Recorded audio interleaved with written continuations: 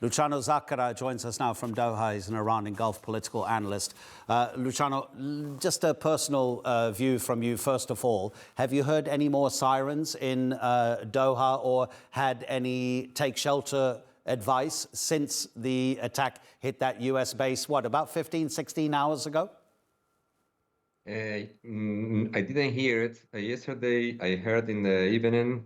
This morning, they were circulating messages that some people heard it at 10 something in the morning, but we didn't hear it. But we received just a message saying that, well, how do you call it? A message from the Ministry of Defense, saying that the Ministry of Defense of State of Qatar announced that the Qatar state had 10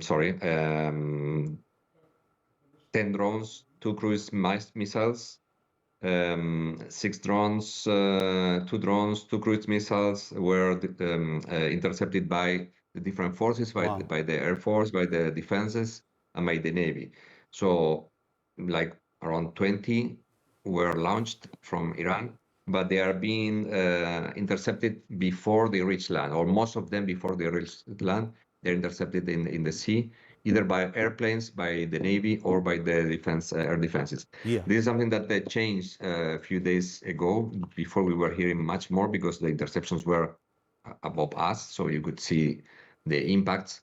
A couple of days ago, we started to hear less, but according to the ministry, they are still launching, but they're intercepted before reaching land. So Yeah, that's why right. we hear. Yeah, and also a large barrage targeting Kuwait. Apparently, just about 20 minutes ago, air raid sirens were sounding in Bahrain.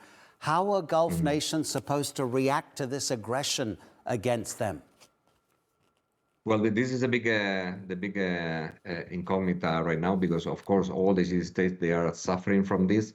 They are making clear that they are participating in the defenses. They are making clear that any attack came from the GCC. However, they are being punished as they were part of it. They all made the clarification that even though the American bases are here, or American interests are here, they are still in the GCC territory, and the sovereignty that is violated is the GCC one, not the United States. Attacking one hotel in Manama, despite the fact that it's occupied by American soldiers, is still a hotel in Manama downtown. So, and the patience of the GCC governments is running out. So far, I mean, everybody knows that any GCC states want to engage in an offensive war. They don't want to participate in the war. They consider that this war shouldn't have started. And I assume that they had their conversations with the United States, pushing the United States to stop this, because this is something that should have not happened. In January, the GCC states was able to use their leverage to avoid, or at least to delay, this war. But now it seems that they were not convincing enough, or Netanyahu was much more convincing than anybody else to push Trump to attack Iran. But I mean, it's a delicate situation, because at some point this should stop. The GCC states would do whatever they need to do in order to stop this. Luciano, we're going to run out of time, because I have my colleague Yusuf Erim, who's about to take over in the studio. But I really need to ask you, how worrying is it to you, while the Americans have very clear military objectives, they don't seem to have explained at what stage their political aims will be achieved, because they clearly want a different kind of leader in Iran who isn't as belligerent as the former supreme leaders have been since 1979.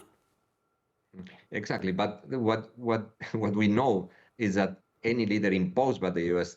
will work in Iran. So whatever the Iranians choose, or whatever the Iranian elite will do, will not be to please the United States. Is to demonstrate that they are still alive, that they are still fighting, and that they will resist any attempt of the United States to impose anything. So I don't think the situation is going to stop unless there is a big push from different countries pushing the United States to stop, and therefore Iran will stop, because this is the only way. I mean, this is not going to be won militarily. The Iranians know that they will not win. This is not a war to win. This is a war to survive, and this is a war to push others to push Trump and Netanyahu to stop the attack. Luciano Zaccara, thanks for the brevity and that last answer. We know that you're going to be with us again because we always come to you when we need a particular analysis. Thanks so much.